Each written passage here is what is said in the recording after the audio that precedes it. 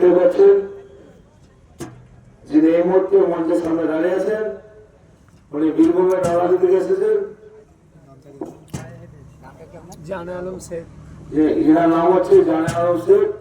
তিনি বহুত পরিশ্রম করে পায়ে হেঁটে এসেছেন এবং কিছু দান বক্স দান করছেন।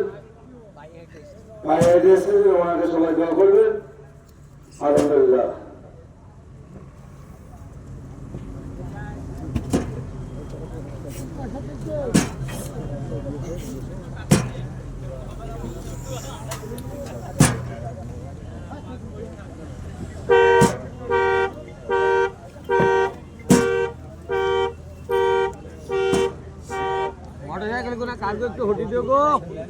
না না চাবি তো এখানে ডাইরেক্ট হয়ে গিয়েছিল। ধর ছামাল লিগা ওখানে কি ডাইরেক্ট হয়ে গিয়েছিল।